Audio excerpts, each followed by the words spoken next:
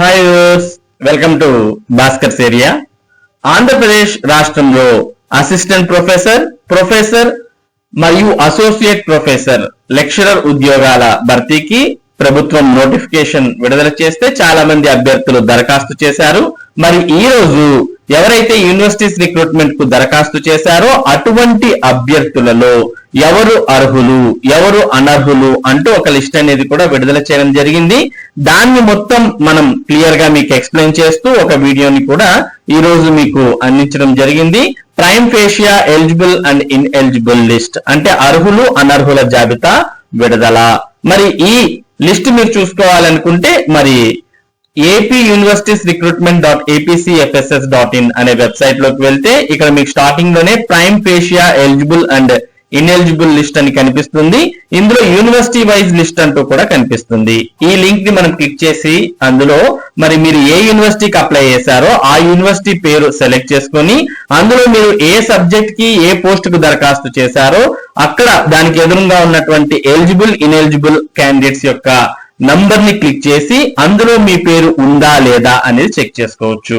ఒకవేళ మీ పేరు eligible list లో ఉంటే మీరు ఈ పోస్ట్ కు అన్ని అర్హతలు కలిగి ఉన్నారని అర్థం. ఒకవేళ ఇన్ఎలిజిబుల్ అయితే మరి ఎందుకు ఇన్ఎలిజిబుల్ అయ్యారు అనే దానికి సంబంధించిన రీజన్ కూడా మీకు ఇవ్వడం జరిగింది.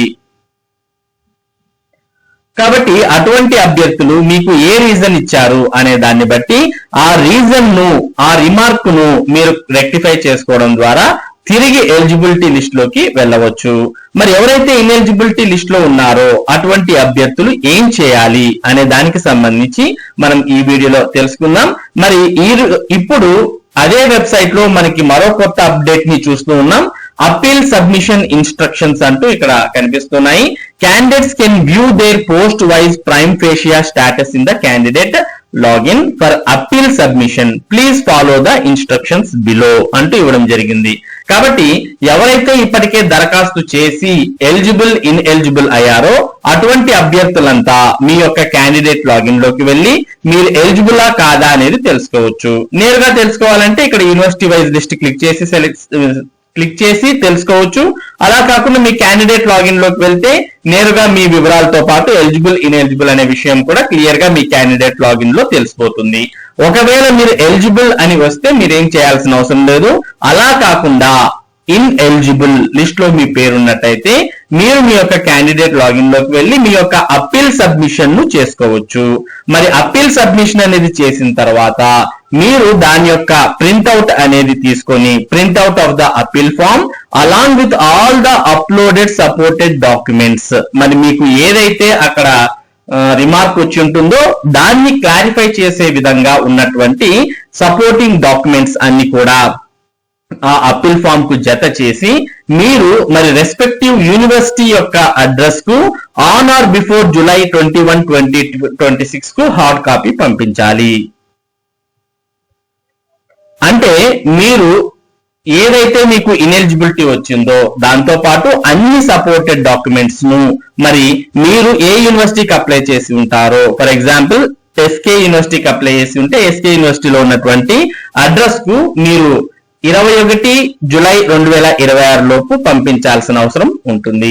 కాబట్టి ఎవరైతే ఇన్ఎలిజిబిలిటీ లిస్ట్ లో ఉన్నారో అటువంటి అభ్యర్థులంతా ఇక్కడ మరి బాధపడాల్సిన అవసరం లేదు, అలాగే హైరాణ పడాల్సిన అవసరం లేదు.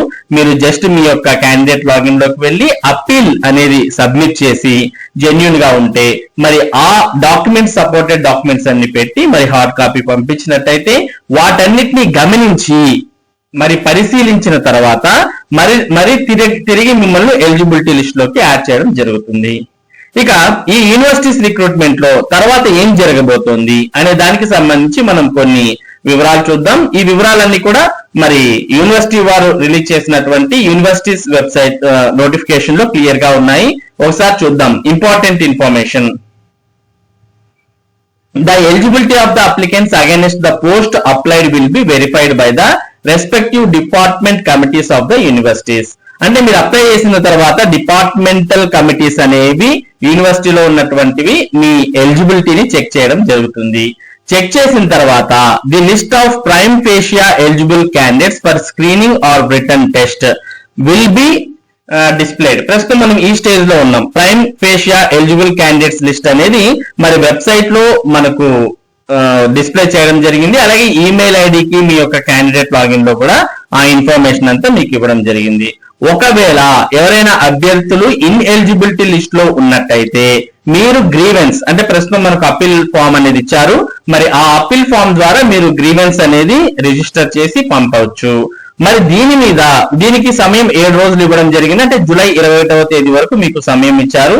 మరి దీని మీద వైస్ ఛాన్సలర్ మీరు ఏదైతే ఇచ్చారో అప్పీల్ దాన్ని మరి తిరిగి వెరిఫై చేయడం జరుగుతుంది. వైస్ ఛాన్సలర్ యొక్క నిర్ణయమే ఇక్కడ ఫైనల్ అన్నమాట. ఇక్కడ చూస్తూ ఉన్నాం vice chancellor's decision is final. మరి 7 days లో మీరు పంపించిన వాటన్నిటిని పరిశీలించిన తర్వాత మీరు పంపించిన డాక్యుమెంట్స్ అన్ని చెక్ చేసి కరెక్ట్ గా ఉంటే మిమ్మల్ని ఎలిజిబిలిటీ లిస్ట్ లోకి మార్చొచ్చు. లేదా అలాగే మరి సపోర్టింగ్ డాక్యుమెంట్స్ కరెక్ట్ గా లేవనుకుంటే ఇన్ఎలిజిబిలిటీ లిస్ట్ లో కొనసాగించవచ్చు. అలా మొత్తం అన్ని చెక్ చేసిన తర్వాత next final list of prima facie eligible candidates list అనేది కూడా ఇవ్వడం జరుగుతుంది. ఎవరైతే మరి ఈ ఫైనల్ లిస్ట్ లో ఉంటారో అటువంటి అభ్యర్థులు స్క్రీనింగ్ టెస్ట్ లేదా రిటర్న్ టెస్ట్ కు ఎలిజిబిలిటీ అనేది పొందుతారు. తర్వాత మరి మీరు అప్లై చేసే పోస్ట్ ను బట్టి మరి ఏపీపీఎస్సి స్క్రీనింగ్ లేదా రిటర్న్ టెస్ట్ అనేది కండక్ట్ చేయబోతోంది. ఇక ఈ స్క్రీనింగ్ టెస్ట్ ఏపీపీఎస్సి నిర్వహించబోతోంది. మరి స్క్రీనింగ్ టెస్ట్ కి సంబంధించిన వివరాలు కానీ లేదా మిగిలినవి ఏవైనా మీరు తెలుసుకోవాలంటే మరి ఏపీపీఎస్సి వెబ్సైట్ ని చెక్ చేయడం ద్వారా ఈ సమాచారాన్ని మీరు తెలుసుకోవచ్చు అంటూ ఇందులో ఇవ్వడం జరిగింది. The applicants are required to regularly check the APPSC website related to screening or written tests అంటూ ఇవ్వడం జరిగింది. ఇక స్క్రీనింగ్ లేదా రిటర్న్ టెస్ట్ అనేది కంప్యూటర్ బేస్డ్ టెస్ట్ విధానంలో మీకు పరీక్ష నిర్వహిస్తారు. మొత్తం 150 మల్టిపుల్ చాయిస్ క్వశ్చన్స్ ఉంటాయి. మరి టైం 180 minutes అంటే 3 minutes మీకు ఇవ్వడం 3 hours మీకు సమయం ఇవ్వడం జరుగుతుంది. టోటల్ 150 మల్టిపుల్ చాయిస్ క్వశ్చన్స్ ఉంటాయి. మరి ఇందులో ఒక్కొక్క కరెక్ట్ ఆన్సర్ కు 3 మార్కులు కేటాయించడం జరుగుతుంది. ఒకవేళ మీరు ఏదైనా తప్పు ఆన్సర్ గుర్తించినట్టయితే దానికి ఒక నెగిటివ్ మార్క్ అనేది తీసేయడం జరుగుతుంది. కాబట్టి ఇక్కడ మనకు నెగిటివ్ మార్క్స్ ఉన్నాయి అనే విషయాన్ని కూడా ఎవరైతే అసిస్టెంట్ ప్రొఫెసర్ ఉద్యోగాలకు దరఖాస్తు చేశారో వారు గుర్తించాలి.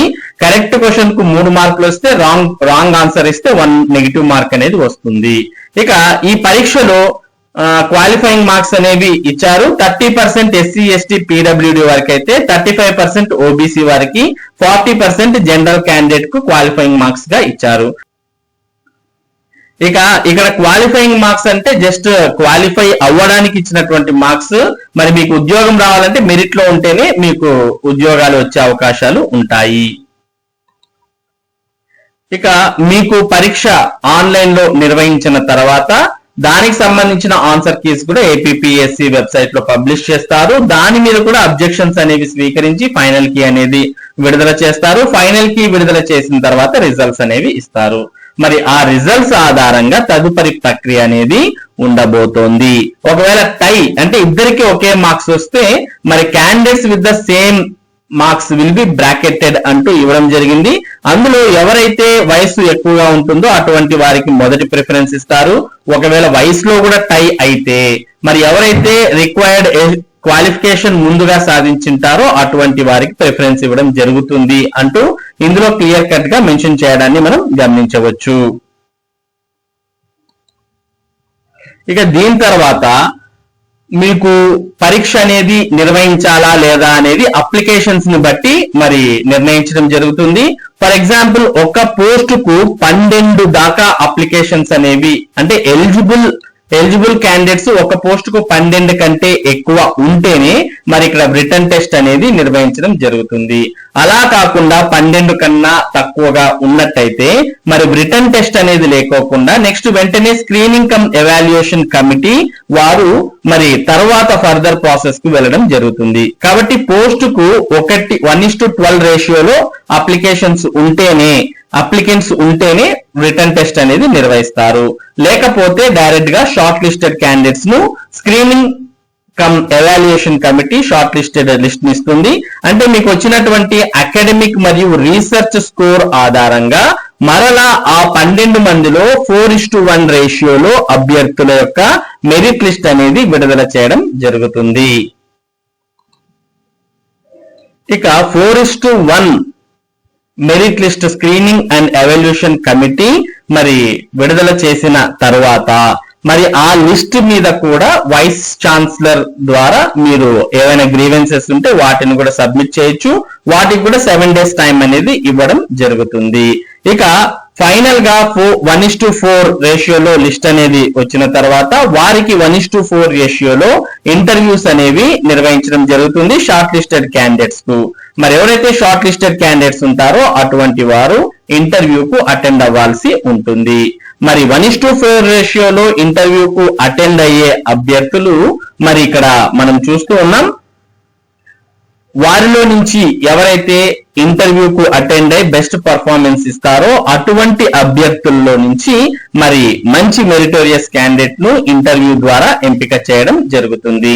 ఇంటర్వ్యూకి ఏ అభ్యర్థి అయితే అటెండ్ అవుతున్నాడో అటువంటి అభ్యర్థి ఇంటర్వ్యూకు ఒక రోజు ముందుగానే అటెండ్ అవ్వాలి. ఎందుకంటే మీకు సంబంధించిన ఒరిజినల్ డాక్యుమెంట్స్ ను ఒక రోజు ముందుగానే మరి వాటన్నిటిని చెక్ చేయడం జరుగుతుంది. మరి మీకు కండక్ట్ చేసేటటువంటి ఇంటర్వ్యూను వీడియోగ్రాఫ్ కూడా చేయడం జరుగుతుంది. అంటే వీడియో తీయడం కూడా జరుగుతుంది. ఒక్కొక్క అభ్యర్థికి ఇంటర్వ్యూ అనేది 45 నిమిషాల వరకు నిర్వహించడం జరుగుతుంది. అలాగే ఇంటర్వ్యూతో పాటు మీకు డెమాన్స్ట్రేషన్ అంటే మీరు ఒక టాపిక్ తీసుకొని మరి డెమాన్స్ట్రేషన్ కూడా ఇవ్వాల్సి ఉంటుంది. మరి ఇందులో మనం చూస్తూ ఉన్నాం ఇంటర్వ్యూలో క్యాండిడేట్ యొక్క పర్ఫార్మెన్స్ ను 2 కేటగిరీస్ లో మెజర్ చేయడం జరుగుతుందని. Category 1 lecturer discourse and disposition 40 marks అని. ఇందులో లెక్చరర్ డెమాన్స్ట్రేషన్ కి 25 మార్కులు, interdisciplinary awareness, critical thinking, పర్సనాలిటీకి 15 మార్కులు.